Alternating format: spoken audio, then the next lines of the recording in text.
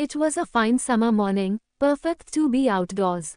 Two sisters had been out mushroom picking, and were on their home with heavy baskets full of mushrooms. They sang songs on the way, and played with each other.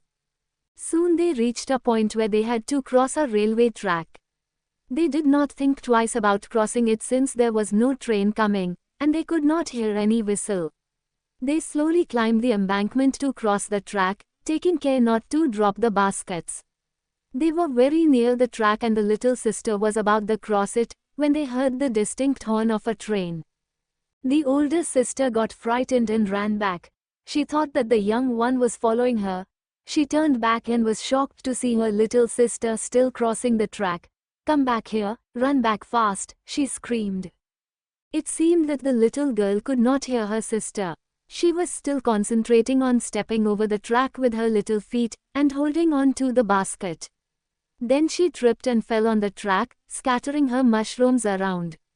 She sat down and began picking them up and putting in her basket. In the meanwhile, the elder sister had become hysteric. She cried and screamed, calling her little sister to leave the mushrooms and run back, but it seemed as though the little one could not hear her. The engine driver panicked on seeing the girl and blew his whistle with all his might, but she appeared not to hear the whistle.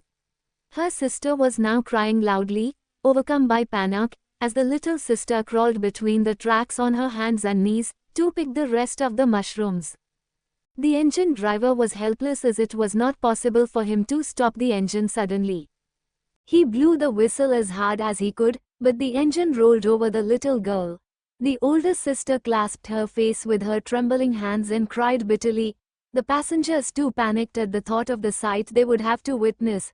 The guard ran down to the end of the train to see what happened to the little girl. When the train passed, everybody saw her lying very still between the tracks with her face down. Then she raised her head, sprang to her knees and began gathering the remaining mushrooms.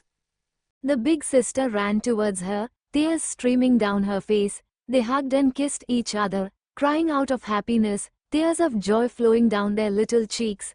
Never were two souls so happily united as at that moment. She promised her little sister that thereafter she would hold her hand tightly while crossing the railway line. The two sisters then picked all the remaining mushrooms, and hand in hand, solemnly walked back home. They were indeed two souls who had become wiser than their years, in the span of a few minutes.